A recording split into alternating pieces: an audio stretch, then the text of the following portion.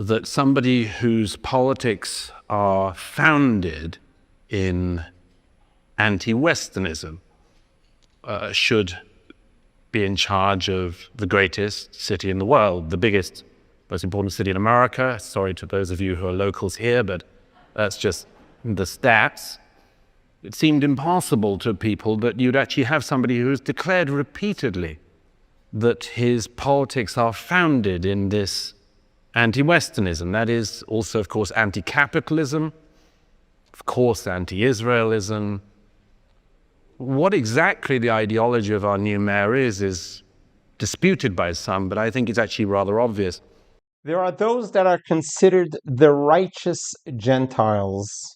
There are individuals through history who have demonstrated being truth seekers, peace seekers, and to be able to use their talents to defend and to protect and to present the truth about Israel and the Jewish people. And they are called the righteous Gentiles. Righteous Gentiles are not only going to be with us in this life to the end of the life, but also in the world to come. Mr. Douglas Murray is one of those righteous Gentiles, an English journalist who has truly been a truth seeker. Right after the attack on October 7, 2023, he put boots on the ground. He made it his point to go to Gaza to see himself what has gone on. And as a professional journalist, he has reported exactly the way things are. And since then, he has been an amazing advocate about the Jewish people and Israel and have received many awards. Let's listen to the PragerU. And may God bless and give Dennis Prager a complete and speedy recovery. Let's watch this together, and then we'll discuss it afterwards. Kindly subscribe to our channel so a little bit of light will push away a lot of darkness. To all of you, ladies and gentlemen, thank you so much, Marissa, for that very kind introduction and that very heavy award. I'm going to enjoy getting that through the airport later tonight. I was actually just telling Erin backstage that many years ago I was in Israel, and there was I was in the town of Sderot, and the mayor gave me something which then, about 15 years ago, was not very well known, but it was a company called From Rockets to Roses, and they were turning the Katyusha rockets that landed in their town into works of art. And they gave me, as a thank you, a tall sort of rose that had been made out of this rocket with a very heavy base. And as I say, the company was new. I was going through Ben Gurion Airport the next day to head back to my then home in London, and the El Al security staff, who some of you will have had the pleasure of meeting, said, anyone give you anything while you're in Israel? And I said, yeah, sure, there's this. And I opened my bag and I showed them this. And they were looking at it. And eventually they brought over all their friends, and everybody in the airport was looking at the gift that I declared. And eventually I explained it. And about half an hour later, the El Al man said, so apart from Katyusha rocket, anyone give you anything in Israel? Which was... I wanted to just say a few things tonight in the time that we're together. As Marissa was very kind to note, I left my home in London some 5 years ago to move to New York, and I suppose I'm open to offers of where to move next. There's a lot to say about some of the things that are going on in all of our countries in the West at the moment. But I wanted to talk about two things in particular. Many centuries ago, Martin Luther, the great figure of the Reformation in Europe, observed that mankind is like a drunkard on a horse. He falls off the horse to the right, he clambers back on, and he falls off to the left. Martin Luther was not talking politically, not least because it would be some centuries before the idea of left or right even entered the political lexicon. But it's been on my mind recently, this idea of falling off the horse to the left or to the right. In New York, as you'll know, we've just had somebody who is a self-avowed, self-declared, completely proud socialist, among other things. The president, of course, says he's a communist. You might all have your own views about that, but it seemed inconceivable until very recently that somebody whose politics are founded in anti-Westernism should be in charge of the greatest city in the world, the biggest, most important city in America. Sorry to those of you who are locals here, but that's just the stats. It seemed impossible to people that you'd actually have somebody who's declared repeatedly that his politics are founded in this anti-Westernism. That is also, of course, anti-capitalism, of course, anti-Israelism.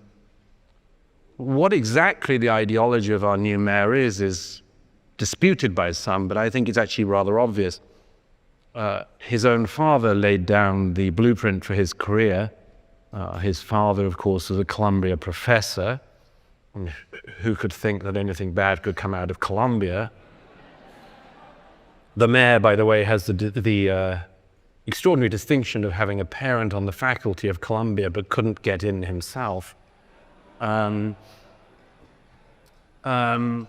But his father's own work is dedicated to what is known as third worldism.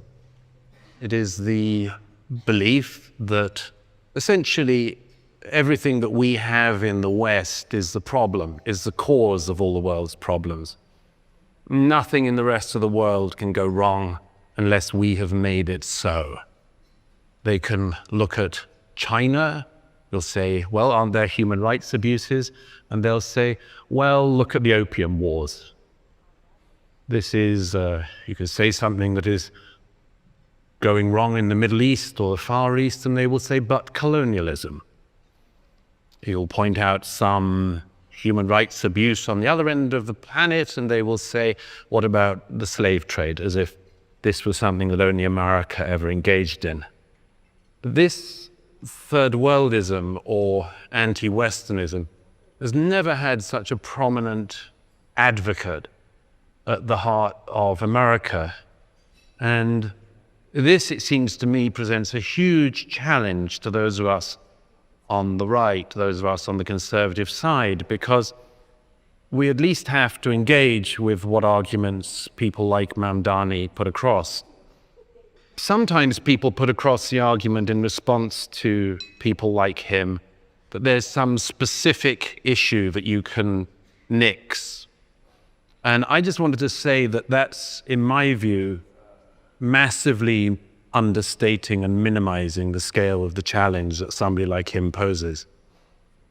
Some people in the room I've discussed this with many times before, but essentially what somebody like Mamdani is relying on is a set of very basic, base human instincts, which the conservative side has to be able to respond to.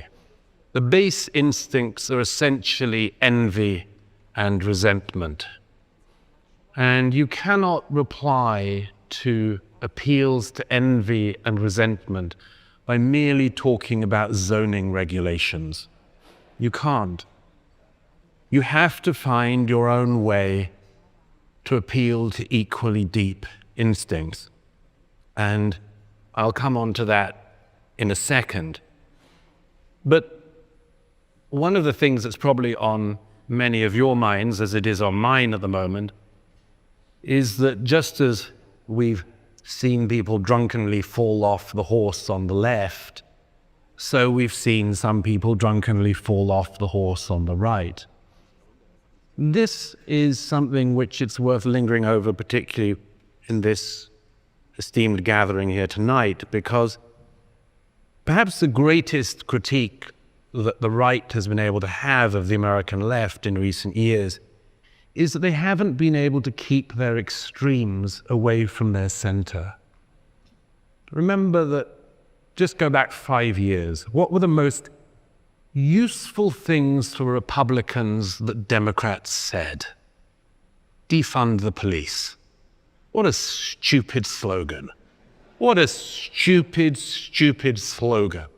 And the fact that people like Kamala Harris and others were willing to entertain this, to flirt with it, to play with it, to pander to it, was catastrophic for the Democrats at the ballot box. Every one of the slogans, every one of the things, the deranged things that the left did in recent years was incredibly advantageous to Republicans. What greater gift did the Republican Party have in recent years than the Squad?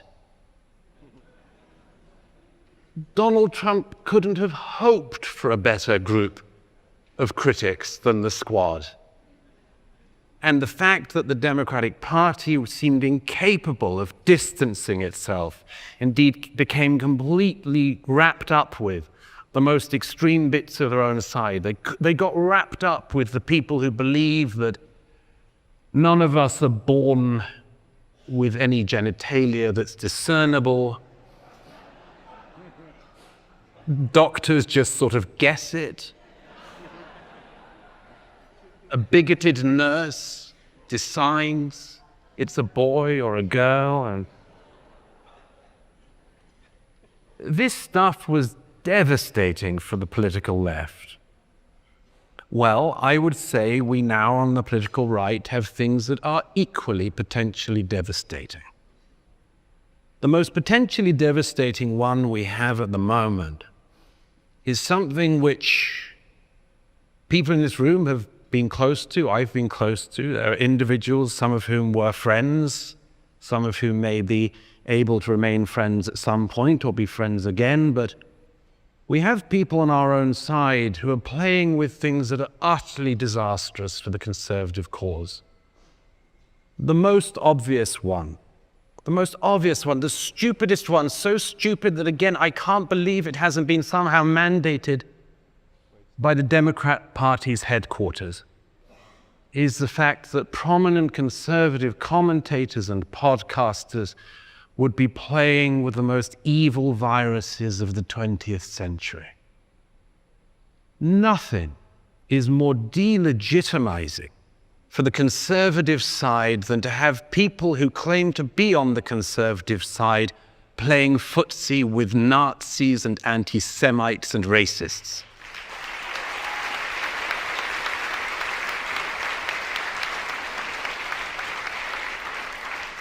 Nothing can be more destructive for our side than people like Tucker Carlson who give the most virulent, hard-edged attack interview they possibly can to Senator Ted Cruz and then play the fluffer to Nick Fuentes. If the political right doesn't address this and say, you can say what you want, but it doesn't mean that we have to regard you as an ally, then we are in real trouble. You know, I've noticed since I've moved to America that something I said would happen some years ago has been happening, which is, in the moral vacuum and the moral disaster of the last 20 years, there were several things that stand out. One is that after the 2008 financial crash, it was not inevitable that if young people couldn't accumulate capital, that they would become capitalists. We have to address that problem. But it also seemed to me that into the religious vacuum that had emerged in recent decades, things would tread. Now, we saw the left, they had the gender ideology, the sexual ideology, the race and all of that. And for a time, for them, going around and waving banners every Saturday and so on, provided them with meaning. It was also inevitable that the right would have to address this hole, this vacuum as well. And some people have. But some of the people who've trodden into that have done so in an incredibly ill-advised way, partly because they have not listened to good mentors like Dennis Prager has been to so many. They have fallen into clerical attitudes, very far right-wing Catholic attitudes, very ill-informed, in which they seem to think, for instance, I am not kidding or exaggerating when I say this, that they would effectively like to have, for instance, Catholic clerical law in the United States in the 21st century. I said to one of the advocates of this a little while ago, you know, I'm not in favor of that. Partly because, although I wasn't alive in Europe in the 16th century, I did hear about it. And, by the way, for those who are Catholics who think that in any way a Christian America would accept Catholic cardinal law, they ought to realize that they themselves would be a religious minority in such a state and would be hanged from the lampposts by the Protestants. This is, to put it mildly, unbelievably frivolous but also dangerous stuff to be playing with. When the Heritage Foundation had its town hall the other day, a young woman said to Kevin Roberts that she was opposed to what she called Christian Zionism because she said she regards it as a heresy. Who told her it was a heresy? Tucker Carlson told her it was a heresy. I can tell her some other heresies, and I could list off many more than she can in her short time in the Catholic faith. I could talk to her about, for instance, the fact that Pope John VI said many decades ago that the relationship between the Jewish people and the Christian people was absolutely central to the future of Christianity as well as Judaism. I could point her to the works of Joseph Ratzinger or the vital and significant work that Pope John Paul II did for Christian-Jewish relations. I really hope that young people like that don't go through what the continent I'm from went through for centuries. There's a reason why Queen Elizabeth I said one of the most important things about religion that anyone has said when she said, I do not make windows into men's souls. Those people from the American right who really do wish to open windows into men's souls and judge other Americans by these standards should just consider what will happen if it comes to them, and I would place one on the table straight away. Some of these people on the new American right like to blame the Jewish people for the fact that, for instance, there are prominent Jews in various positions who say things they disagree with. They often point to the fact, which is a fact, that many open borders organizations are dominated by prominent liberal Jews. That's absolutely true. And there's not one of those organizations that I haven't criticized. However, these people who like to say that as a result, Jews should be held responsible for open borders policies might take this little warning from this non-Catholic from Britain. The most prominent open borders advocate in recent years has been the Pope. Okay? Not just this Pope, but his predecessors. The people of the island of Lampedusa in Italy, where I was when I was writing my book, The Strange Death of Europe, are fed up with popes coming to Lampedusa expressing sympathy for migrants and none for the people who live on Lampedusa. But here's the thing. Do you want us, who are not Catholics, to blame Catholics in America for your liberal open borders popes? I hope not. You wouldn't like it if we did. So don't do it to the Jews.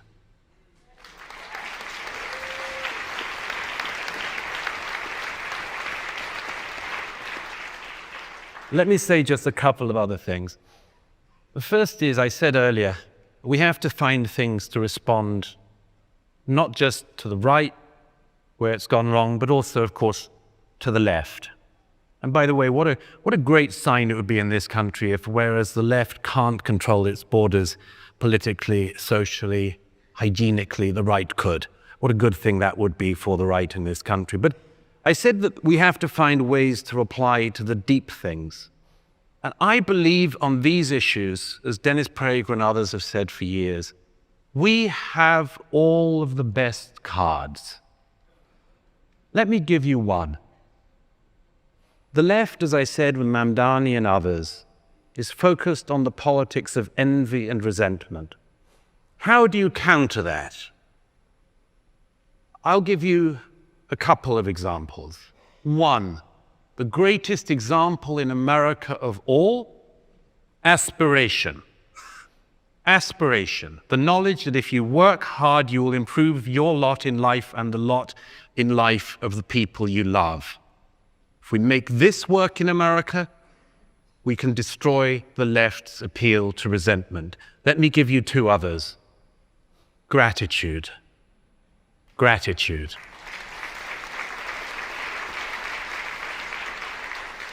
You know, the people who are currently playing with the darkest aspects against religious freedom should remember the great luck we have here in America. Most countries in the world do not have religious freedom. What did Thomas Jefferson ask to be put on his gravestone? Most of you here will know this.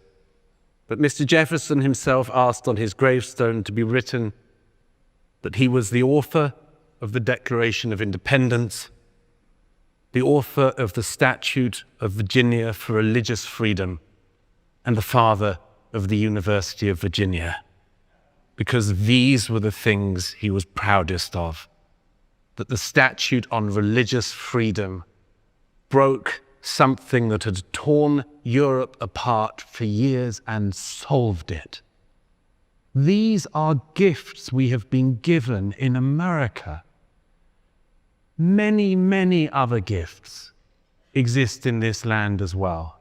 But if we remind people that what we have, we are lucky to have, and not just random luck, but because it has been given to us by people who thought and judged wisely.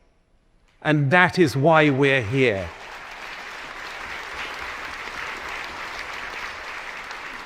Finally, I wanted to say, the other thing on the side of the American right and conservatives is the significance of the individual.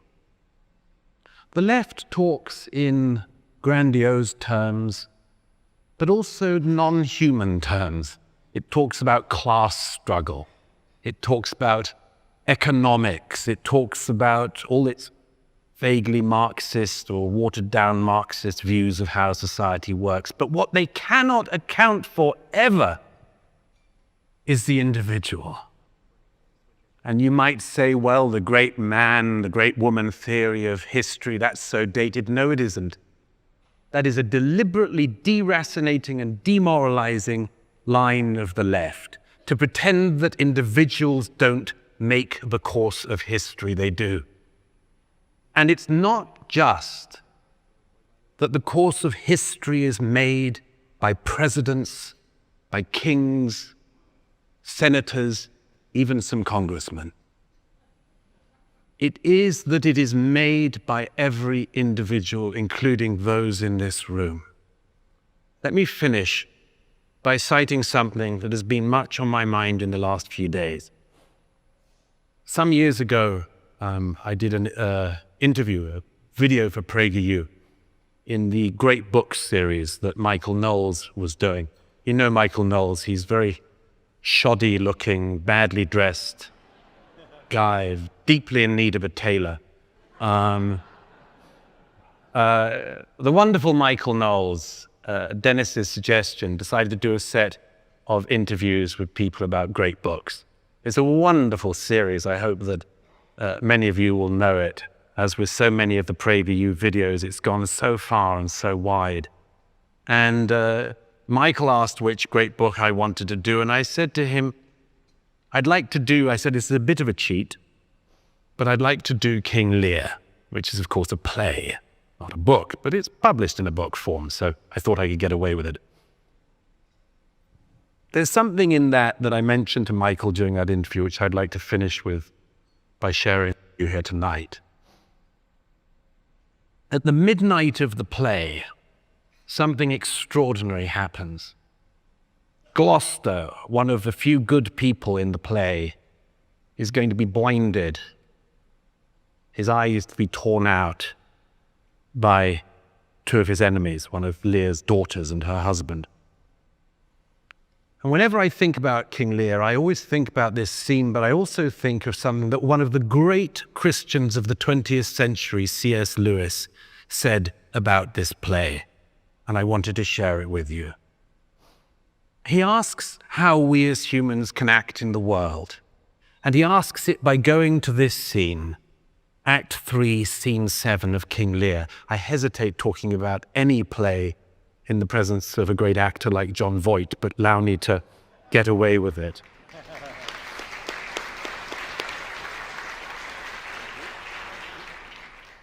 This is what C.S. Lewis says about our position in life. He says, we are not the playwright.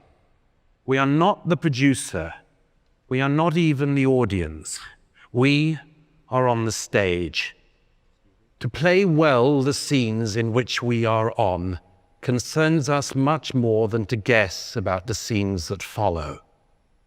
In King Lear, Act 3, Scene 7, he says, there is a man who is such a minor character that Shakespeare has not even given him a name. He is merely first servant. All the characters around him, Regan, Cornwall, and Edmund, have fine long-term plans. They think they know how the story is going to end, and they are quite wrong. The servant has no such delusions. He has no notion how the play is going to go, but he understands the present scene. He sees an abomination, the blinding of Gloucester, and it's taking place, and he will not stand it. His sword is out and pointed at his master's breast in a moment. Then Regan stabs him dead from behind. That is his whole part. Not even 8 lines all told. But if it were real life and not a play, that is the part it would have been best to have acted. We don't know which scene in the play we're in. We don't even know if it's a comedy or a tragedy, some combination of both. The one thing we do have a say in, as Dennis Prager has shown, as some remarkable people in this room continue to show, and as Dennis continues to show, the one thing we can choose is to act the best we can in the times we find ourselves in. So thank you. That was absolutely a spectacular, beautiful presentation.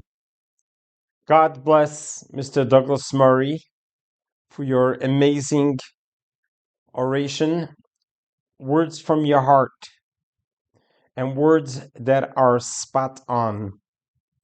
I want to take this opportunity to bless Mr. Dennis Prager of PragerU, who has taken a fall, who's in recovery, that God should bless him with many long, healthy, happy years to have a complete recovery and continue on your mission that you have done so well in bringing your wisdom, knowledge, and understanding to the world through your brilliance and through your discussions, through your lectures, through your radio programs, through your books. You have communicated as truly being an ambassador from God. So Mr. Douglas Murray spoke about several topics that's worthwhile exploring. Even though he is a Gentile, as I refer to him as a righteous Gentile, a lot of what he spoke is based on Judaism. It's based on our belief system as well. Well, at the beginning, he was talking about how did Mamdani ever get the foothold to be elected mayor of New York City, He said the greatest city in the world, the heartbeat of the financial district. This city of New York is, I know I was born in New York, where many of our ancestors' very first steps on the land of the free was that Ellis Island was right here in New York. So how was it possible? How was it even fathomable that New York will elect such a mayor? And Mr. Douglas Murray, in all so much words, was reflecting upon these two sentiments of our generation, and that's complacency and apathy. That we can no longer just remain on the sidelines and watch things happen. There are three types of people. There are those that make things happen. There are those that watch things happen. There are those that don't even know that it happened. So everything that happens in life happens with divine providence. There are no coincidences, there are no accidents. So when Mamdani, this young man, got elected for mayor of New York, known as the Great Apple, everyone is shocked. How can this have happened? As a man of faith, you believe that everything happens for a purpose and a reason. And we need to learn a lesson from everything we see in life and everything that comes to our attention. So obviously there's a lot we're going to learn from how this happened. Do we fear, as Jewish people, having a Muslim mayor in New York? The USA's largest population of Jews are in New York, outside of Israel. The answer is no, absolutely not. We have no fear whatsoever.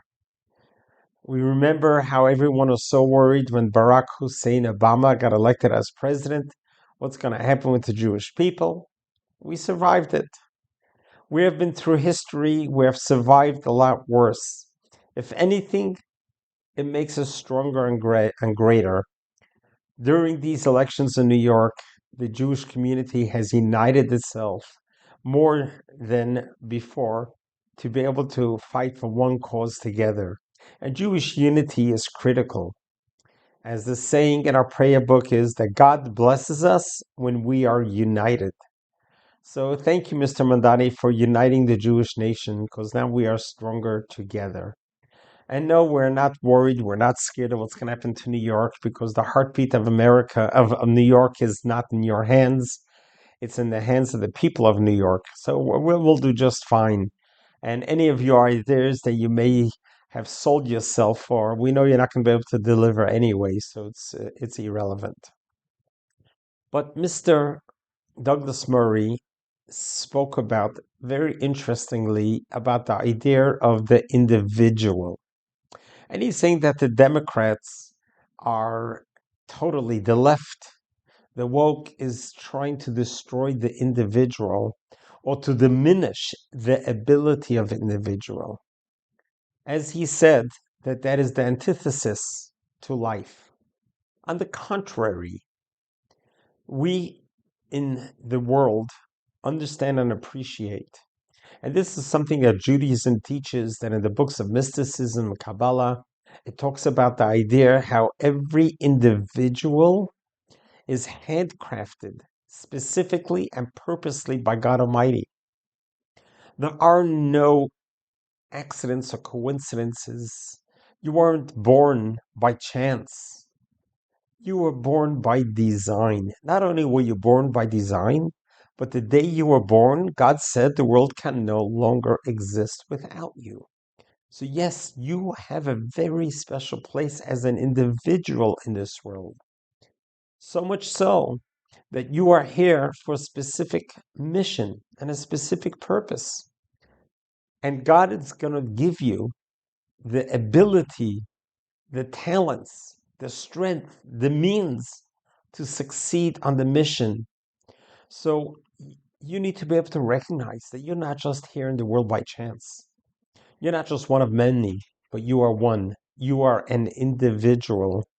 Such an individual that God created us in a way that there was no one like you before and there will no one be like you later. Look at your fingerprints. Your fingerprints is unique to you. Do you realize that there was never, ever in the world, in all time, anyone who carried your fingerprints? And you know what? No one is ever going to have your fingerprints. It is you. You are unique. You are, as an individual, have a specific mission. This is why in Judaism, there's the very famous phrase, you save one person, you're saving the world. How could one person be a world? It's because God Almighty created you and said that on the day you were born, the world can no longer exist without you. You're not born by mistake or by chance or by accident. You are born by design. And every person, you look at them and you realize the potential, not only who they are today, but who they will be in the future. Every person can potentially be a patriarch or matriarch of thousands of people. Every person has that ability to be able to have a projection in life, a trajectory that will set the pace for thousands of people. If you ever read the book of Ruth, an amazing story of a Moabite woman who on her own decided to let go of all her luxuries and all of her being part of a kingdom and being a princess, and decided to embrace Judaism. And she made a change in her life's trajectory that through her came birth King David, who helped us conquer Israel. King David, we can read about in the book of Psalms and in the prophets of his amazing journey. So much so that our sages teach us that the Messiah, who's going to bring the world to its utopia, to its completion, as prophesied in the book Isaiah, will be a descendant of King David. So here's 1 degree move that Ruth did as an individual, and her descendants is King David, and then the Messiah who's going to be revealed and change the world order, where there'll be no longer war, there'll be no longer famine, no longer sicknesses. Even the animals would lie with each other. A lion and a lamb would be together. Children would be playing with just beautifully, as it's illustrated in Isaiah 53. And we realize that that world order is getting very close. We're getting very close to the revelation of the Messiah as prophesied, of the coming of the Messiah. When Messiah will reveal himself, there is not going to be any more wars, as the world is ravaged now with wars. There'll be no more envy, there'll be no more hate. Everyone is going to recognize God in a revealed way. And that is the power of the individual. If you have ever been a captain on a boat, you know you change the boat 1 degree, you'll end up in a whole different destination. Every individual has that ability. So never underestimate who you are, what your mission is, what your capacity is, and the amazing gifts and strengths that God will give you to be able to be an ambassador for good. And finally, Mr. Douglas Murray spoke about the analogy as if we are in a movie, that the script has been written. We know what today's acting is going to be, but we're not sure what the scene will be tomorrow. And to that I say, don't worry. God has your back. God has it all planned out. You just do what you have to do today, and God will pave the way for you to have a better day tomorrow. Thank you, Mr. Douglas Murray. God bless Mr. Dennis Prager, and thank you for listening. God bless you. God loves you.